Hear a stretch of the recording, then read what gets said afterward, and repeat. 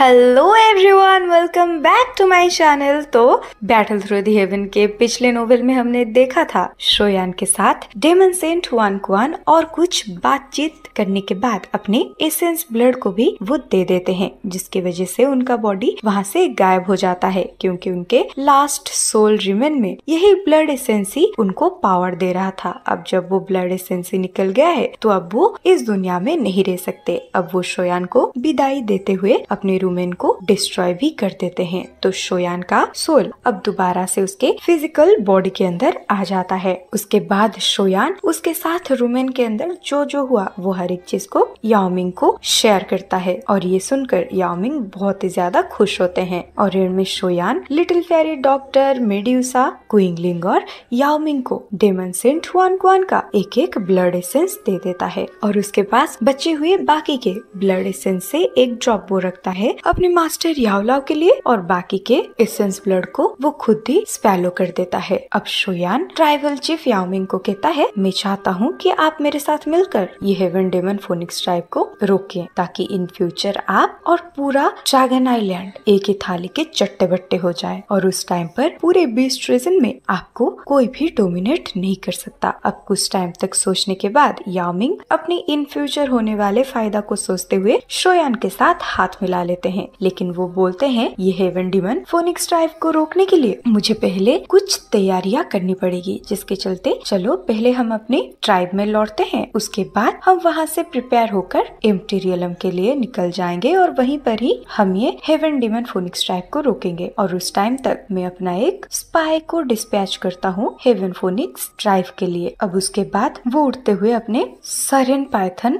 Underground network के लिए चले जाते हैं, और उनके पीछे पीछे पूरा सोयान का टोली उनको फॉलो करने लगता है। और यहीं से ही स्टार्टिंग होती है आगे का नोवेल पार्ट। अब 9 सरेन डीप ग्राउंड पाइथन ट्राइब पर लौटने के बाद याओमिंग ने काफी जल्दी प्रिपरेशन स्टार्ट कर दिया था। अब क्योंकि उसको ट्राइबल चीफ की पोजीशन अभी वापस मिला है, तो फिर वो फटाक से बड़े बड़े बदलाव को जारी नहीं कर सकता। लेकिन जिस तरीके की उसकी कैरेक्टर है, ऐसे मामलों को सॉल्व करने में वो ज्यादा टाइम नहीं लेने वाला। अब इसी टाइम पर जब याओमिंग फोनिक्स ट्राइब के साथ डील करने की तैयारियां कर रहे होते हैं, शोयान का ग्रुप एक दिन आराम करने के बाद 9 सरेन स्प्रिंग पर ट्रेनिंग के लिए निकल जाते हैं। और इस टाइम पर शोयान 9 सरेन स्प्रिंग के अंदर के ठंडी हवाओं को सेंस करके वो एक स्माइल के साथ मेड्यूसा को बोलता है, ये 9 सरेन स्प्रिंग की अंदर की डार्क और कोल्ड एनर्जी किसी ऑर्डिनरी एक्सपर्ट के लिए बहुत ही ज्यादा घातक है, लेकिन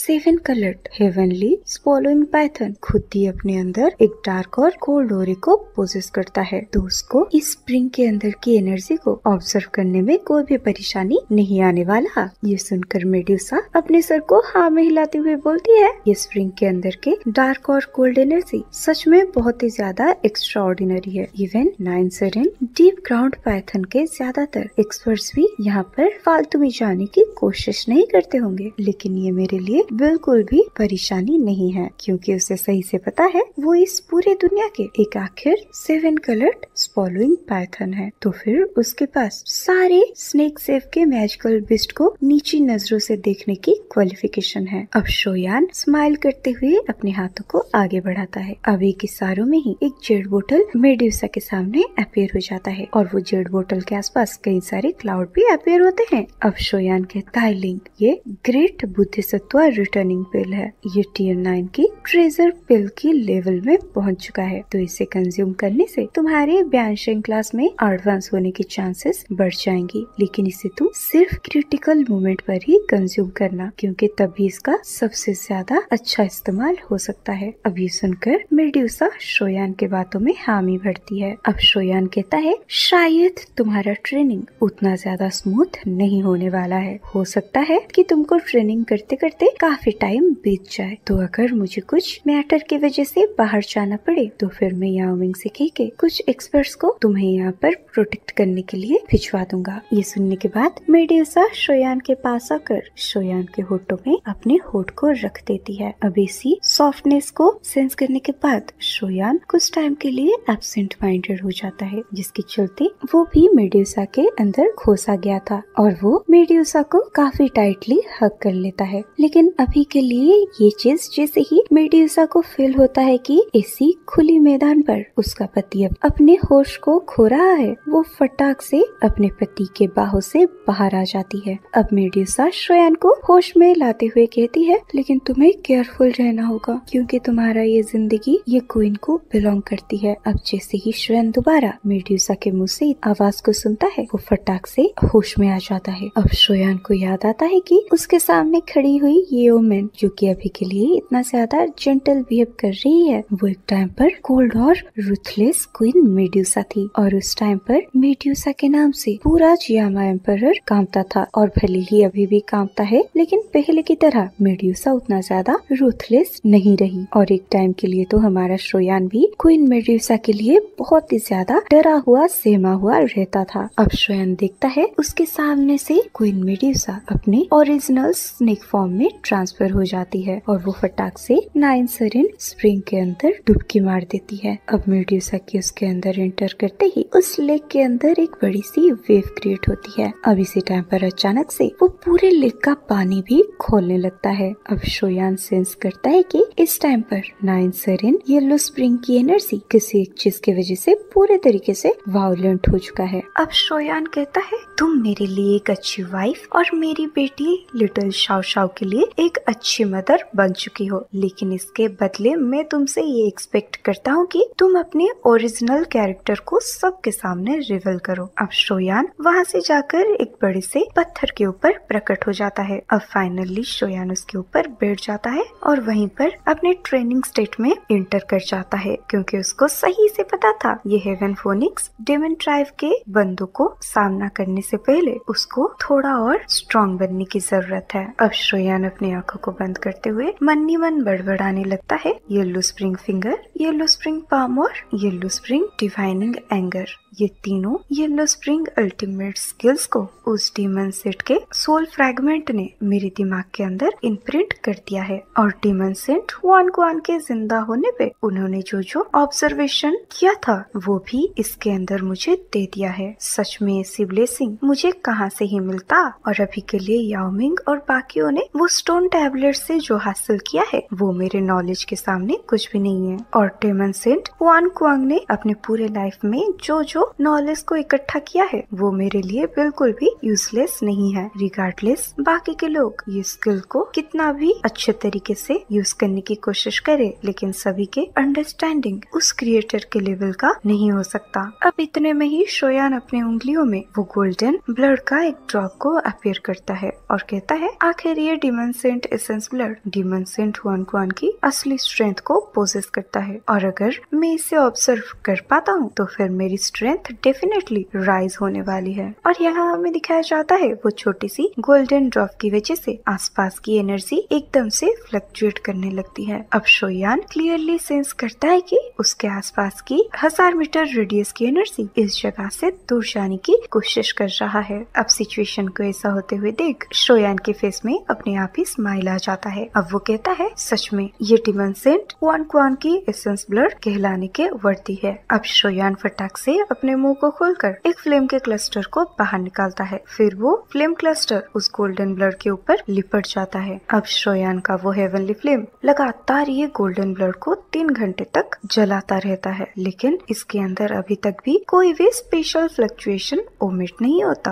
अब 4 घंटों तक रिफाइनमेंट चलने के बाद शोयान फाइनली अपनी आंखों को खोलता है। अब फटाक से वो जो गोल्डन ब्लड तब से प्यूरिफाई हो रहा था वो फटाक से शोयान के मुंह के अंदर चला जाता है। अब जिस पल में ये गोल्डन ब्लड शोयान के बॉडी के अंदर एंटर करता है, बैंग साउंड के साथ शोयान के बॉडी के ऊपर के सारे कपड़े डस्ट में ट्रांसफर हो जाते हैं और उसके बॉडी के अंदर से एक फ्राइटनिंग लेवल की एनर्जी ओमिट होने लगता है और उसके आसपास के बड़े बड़े पत्थर इस तरीके से हिलते हैं जिस तरीके से उन्हें कोई काफी जोर लगाकर पीट रहा हो। अब शोयान के बॉडी के अंदर से वो डीमन सेंट वन क्वान के एसेंस ब्लड शोयान के बॉडी के अंदर एक अजीब सी एनर्जी को क्रिएट करने लगता है। अब एनर्जी का इस तरीके से ओवरफ्लो होने की वजह से एक डिस्ट्रैक्टिव फोर्स क्रिएट होने लगता है। अब शोयान भी इमेजिन नहीं कर पाता क्या सच में ये एक ब्लड की बूंद इतना ज्यादा फ्राइटनिंग ओरा को पोजेस करता है। अब थोड़े टाइम के बाद शोयान अपने माइंड को थोड़ा सा काम करता है, फिर धीरे धीरे करके शोयान ये एनर्जी को ऑब्जर्व करने लगता है। अब शोयान के हेवनली फ्लेम की बर्निंग की वजह से वो गोल्डन ब्लड शोयान के बॉडी के अंदर सही से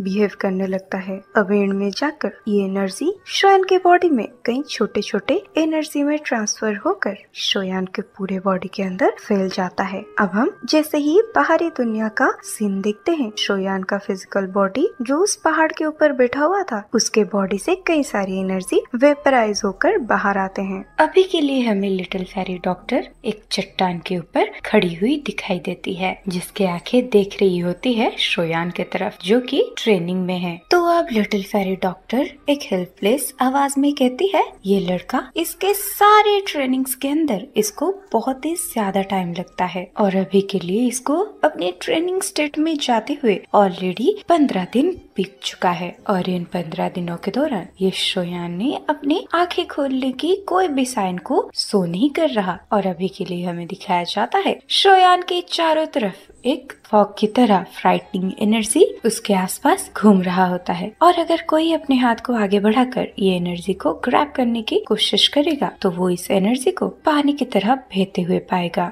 और अभी के लिए लिटिल फेरी डॉक्टर और क्विंगलिंग दोनों को ही पता था शोयान अपने ट्रेनिंग मेथड के क्रिटिकल सिचुएशन में है अभी, तो कहीं उन दोनों के बातों की वजह से शोयान को डिस्टर्बेंस ना हो, तो वो लोग भी काफी धीरे धीरे एक दूसरे के साथ बात कर रहे थे। अब क्विंगलिंग की आंखें 9 सेरेन स्प्रिंग को देखती है। अब वो धीरे से आवाज में कहती है, एल्डर सिस्टर मेडुसा भी अभी के लिए बिल्कुल भी कोई एक्टिविटी शो नहीं कर रही है, जिसकी वजह से कुछ दिनों पहले ये लेक के सरफेस के ऊपर जो बार बार बबल छूट रहे थे वो अभी के लिए बंद है। ये सुनकर लिटिल फेरी डॉक्टर हंसते हुए बोलती है, भले ही मेडुसा कोई भी मूवमेंट नहीं दिखा रही हो लेकिन वो बिल्कुल ही सही होगी क्योंकि वो एक 7 कलर्ड फॉलोइंग पाइथन है, तो वो इस 9 सेरेन स्प्रिंग पानी के अंदर एक मछली की तरह है। इसी टाइम पर लिटिल फेरी डॉक्टर सेंस करती है 9 सेरेन स्प्रिंग लेक की हजारों सालों की इकट्ठी हुई टाउकी को, और ये सारी की सारी एनर्जी लेक के डीपेस्ट पार्ट में इकट्ठे हुई है जहाँ पर मेडुसा प्रेजेंट है और उससे बैठकर मेडुसा भी के लिए ऑब्जर्व कर रही होती है। इसी टाइम पर क्विंगलिंग कहती है, लगता है हमारे पास वेट करने के अलावा कोई दूसरा विकल्प है नहीं, लेकिन अभी के लिए ट्राइबल चीफ याओमिंग ने जैसी खबरों को हमें दिया है उसके हिसाब से ऐसा लगता है जैसे heaven demon phoenix drive move करना स्टार्ट कर चुका है। ये सुनकर लिटिल फेरी डॉक्टर अपने सर को हाँ में हिलाते हुए कहती है, अभी के लिए शोयान का ट्रेनिंग ऑलमोस्ट खत्म होने ही वाला होगा। और अभी के लिए सीन शिफ्ट होकर आता है शोयान के ऊपर, और जैसे ही इसी टाइम पर सीन शिफ्ट होकर आता है शोयान के ऊपर हमें दिखाया जाता है शोयान धीरे धीरे अपने बॉडी की एनर्जी को विथड्रॉ कर रहा था, जिसका सीधा सीधा मतलब ये है कि शोयान अभी के लिए अपने ट्रेनिंग में सक्सेसफुल हो रहा है। अब ये देखकर क्विंगलिंग चुपचाप से एक चट्टान के ऊपर बैठकर शोयान के होश में आने का वेट करने लगती है। और मैं आप सबको बता दूं, ट्राइबल चीफ याओमिंग पहले से ही इशू जारी कर चुके थे कि इस 9 सेरेन स्प्रिंग के 1000 मीटर दायरे पर कोई भी एंटर नहीं करेगा, जिस वजह से ये पूरा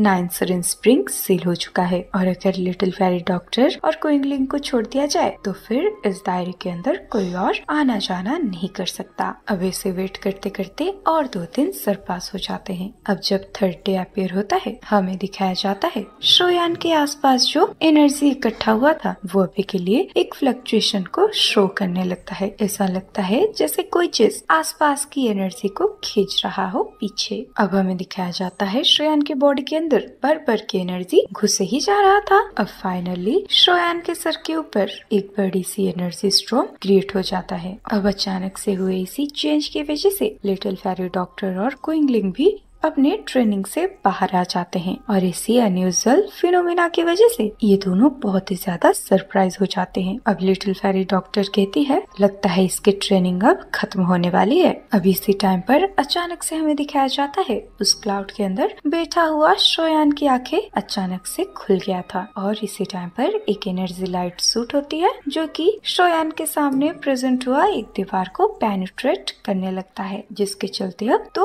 ब्लैक कलर के होल भी क्रिएट हो जाते हैं। अब शोयान अपने सर को उठाता है और अपने मुंह को खोलकर काफी फास्टली इनहेल करने लगता है, जिसके चलते आसमान पर प्रेजेंट हुए 1000 मीटर का स्ट्रोम सीधे के सीधे शोयान के मुंह के अंदर जाते हुए उसके बॉडी के अंदर एंटर करने लगता है। अब जैसे जैसे ये सारी एनर्जी शोयान के बॉडी के अंदर ऑब्जर्व हो रहा था, वैसे वैसे शोयान की बॉडी के अंदर के पोर्स का एनर्जी रिलीज होने लगता है और इस एनर्जी की वजह से शोयान के नीचे जो पत्थर होता है उसके ऊपर भी मोटे मोटे क्रैक्स आने लगते हैं और ऊपर से बड़े बड़े पत्थर रम्बलिंग साउंड के साथ नीचे लुढ़कते हुए आते हैं। अब फाइनली वो सब डीप आवाज करते हुए नीचे गिर जाते हैं। अब इस साउंड की वजह से बहुत सारे 9 सरन ग्राउंड पाइथन इसी चीज की तरफ अट्रैक्ट होते हैं और सरप्राइज हो जाते हैं। लेकिन भले ही ऐसा हुआ हो, वो लोग बिल्कुल भी ये 9 सरन स्प्रिंग के आसपास भी भटक नहीं पाते, क्योंकि उनके चीफ ने पहले से ही सारे ऑर्डर्स जारी कर दिए थे। अब इस आवाज को नोटिस करते हुए उस 9 सरन स्प्रिंग के पास पहुंच जाते हैं। 9 सरन डीप ग्राउंड पाइथन के कुछ पुराने एल्डर। अब वो लोग जैसे ही देखते हैं शोयान किस तरीके से आसपास की एनर्जी को स्पैलो कर रहा है, वो लोग एकदम से शॉक हो जाते हैं। इसी टाइम पर एक एल्डर कहते हैं क्या ही पावरफुल हो रहा है, मुझे तो लगता है शोयान का लेवल ऑलरेडी दाओशेंग का सेकेंड स्टार को अप्रोच कर रहा है। ये सुनकर याओमिंग अपने सर को हिलाते हुए कहते हैं पहले ही डीमन सेंस ब्लड काफी ज्यादा पावरफुल हो, लेकिन दाओशेंग क्लास में एडवांस करना इतना ज्यादा आसान है नहीं और 1 स्टार दाओशेंग के एडवांस लेवल तक पहुंचना यही अपने अंदर ही अंदर काफी ज्यादा शानदार रिजल्ट है। और क्योंकि मैं एक 2 स्टार दाओशेंग का वॉरियर हूँ, तो मुझे अच्छे से पता है ये दाओशेंग क्लास के हर एक लेवल में एडवांस करना कितना ज्यादा मुश्किल है। लेकिन मैंने भी एक्सपेक्ट नहीं किया था ये ब्रदर शोयान इतने कम टाइम में दाओशेंग के इनिशियल लेवल से सीधे के सीधे एडवांस लेवल पर ब्रेक थ्रू कर जाएंगे। अब इसी टाइम पर याओमिंग बनी मन सोचता अगर मुझे सारे के सारे डीमन सेट के एसेंस ब्लड मिल जाता तो फिर मैं भी अपने ऊपर काफी कॉन्फिडेंट फील करके 3 स्टार दाओशेंग लेवल पर अपग्रेड हो पाता। लेकिन अभी के लिए बात कुछ ऐसी है कि मेरे हाथ में ये एसेंस ब्लड का सिर्फ एक ही ड्रॉप मौजूद है, जिसकी हेल्प से शायद मैं 3 साल के अंदर दाओशेंग के 3rd स्टार पर पहुंच जाऊंगा। अब इधर सीन शिफ्ट होकर शोयान के ऊपर आता है, जहाँ पर शोयान जैसे ही उस एनर्जी स्ट्रोम का फाइनल ट्रेस अपने अंदर इनहेरिट करता है, आसपास का जगह पहले की तरह शांत हो जाता है। अब इसी टाइम पर याओमिंग भी समझ जाता है शोयान ने अपने ट्रेनिंग को खत्म कर दिया है, जिसकी वजह से वो जमीन पर प्रेजेंट होकर ग्रीट करते हुए शोयान को हंसते हुए कहता है ब्रदर शोयान, तो 1 स्टार दाओशेंग के एडवांस लेवल पर पहुंचने के लिए कांग्रेचुलेशंस। अब तो तुम्हारे 2 स्टार दाओशेंग लेवल पर ब्रेक थ्रू करना बस एक मैटर ऑफ टाइम की बात है। अब ये सुनने के बाद शोयान पोलाइट तरीके से स्माइल करता है, क्योंकि वो भी अपनी बॉडी के अंदर के एनर्जी से काफी ज्यादा सेटिस्फाई फील कर रहा था और डीमन सेंट एसेंस ब्लड के सिर्फ एक ब्लड ड्रॉप की वजह से वो सीधे के सीधे दाओशेंग क्लास के 2nd स्टार में ऑलमोस्ट एंटर ही कर गया था और उसके लिए इस चीज को विश्वास करना बहुत ही ज्यादा अनबिलीवेबल है। अब शोयान मन ही मन सोचता है अगर मैं वो सारे एसेंस ब्लड को अपने पास रख देता तो फिर मेरी स्ट्रेंथ याओमिंग के पास पहुंच जाता, क्योंकि हम लोगों को तो पता ही है शोयान के पास उसका हेवनली फ्लेम है, जो कि डीमन सेंट एसेंस ब्लड को और भी अच्छे तरीके से रिफाइन करके शोयान को ऑब्जर्व करने में हेल्प कर रही थी। इसी टाइम पर हमें दिखाया जाता है ट्रेनिंग के दौरान शोयान के बॉडी में एक भी कपड़ा नहीं बचा हुआ था, लेकिन शोयान के बॉडी के डाउकी एक ही सेकंड में उसके ड्रेस में कन्वर्ट होकर उसके बॉडी को ओढ़ लेता है, क्योंकि शोयान के लेवल पर जाने के बाद शोयान को बस सोचने की ही जरूरत है, उसकी डाउगी किसी भी चीज में ट्रांसफर हो सकता है। इसी टाइम पर शोयान 9 सेरेन स्प्रिंग की तरफ मुंह मोड़ते हुए कहता है, लगता है काइलिन को और भी ज्यादा टाइम लगने वाला है। और अभी के लिए शोयान अपने शार्प परसेप्शन की वजह से सेंस कर पा रहा था कि ये 9 सेरेन स्प्रिंग की डार्क और कोल्ड एनर्जी किसी एक बड़े से क्रिएचर की तरफ भाग रहा है। और वो बड़ा सा क्रिएचर 7 कलर्ड हेवन स्पैलोइंग पाइथन है, जो कि मेडुसा की एक्चुअल फॉर्म है। इसी टाइम पर शोयान याओमिंग की तरफ देखते हुए स्माइल करते हुए पूछता है, ट्राइबल चीफ याओमिंग, क्या हेवन डीमन फिनिक्स ट्राइब की तरफ से कोई और खबर मिली? अब इस चीज को सुनने के बाद याओमिंग के चेहरे में जो स्माइल था वो अचानक से गायब हो जाता है। अब वो काफी ज्यादा सीरियस होकर बोलते हैं, जैसे न्यूज को हमने ऑब्टेन की है उसके हिसाब से हेवन फोनिक्स ट्राइब धीरे धीरे करके अपने कुछ एक्सपर्ट्स को एम्प्टी रियलम में डिस्पैच कर रहे हैं, जिसके चलते वो तीनों ग्रेट ड्रैगन किंग को हेल्प कर सके। ये सुनकर शोयान हल्के से स्माइल करते हुए बोलता है, लगता है ये तीनों अपने बीच में एक दुश्मन को एंट्री करवा कर ही मानेंगे और ये हेवन फोनिक्स ट्राइब अपने नाक को इस मैटर में अड़ा कर ही रहेंगे। अब शोयान मन ही मन सोचता है, वैसे भी मुझे पता है ये हेवन डीमन फोनिक्स ट्राइब की इंटेंशंस बिल्कुल भी सही नहीं है। ये लोग ड्रैगन फोनिक्स ब्लड को हासिल करने के लिए किसी भी हद तक जा सकते हैं। और जहाँ तक बात रही ये तीनों ड्रैगन किंग की, ये तीनों जीतने के लिए सब कुछ इग्नोर कर चुके हैं, जिसके चलते ये लोग अपने ही दुश्मन को अपने घर में घुसा रहे हैं। अब शोयान याओमिंग से पूछता है, इस बार हेवन डीमन फोनिक्स ट्राइब ने अपने कितने एक्सपर्ट्स को डिस्पैच किया है? अब हेवन डीमन फोनिक्स ट्राइब ने अपने कितने एक्सपर्ट्स को डिस्पैच किया है और वो लोग कहाँ तक पहुँचे हैं वो तो हमें भी नेक्स्ट पार्ट में ही पता चलेगा, क्योंकि यही इसी के साथ ही खत्म होता है बैटल थ्रू दी हेवन का अभी का नोवेल एक्सप्लेनेशन पार्ट। लेकिन गाइस अगर आप ये वीडियो का आगे का पार्ट अभी के अभी देखना चाहते हो तो ऑफ कोर्स चैनल में मेंबरशिप अवेलेबल है और उसके अंदर वीडियोस भी, आप जाके सारे वीडियोस को एंजॉय कर सकते हो। लेकिन उससे पहले वीडियो को लाइक और एक प्यारा सा कमेंट करना मत भूलना। और गाइस आप लोग आजकल ज्यादा कमेंट नहीं करते यार, कमेंट किया करो, मुझे भी पढ़ने में बहुत मजा आता है, बदले में मैं भी तो रिप्लाई करती हूँ ना। और गाइस अगर आप चैनल में नए हो तो चैनल को सब्सक्राइब भी कर देना। चलो बाय।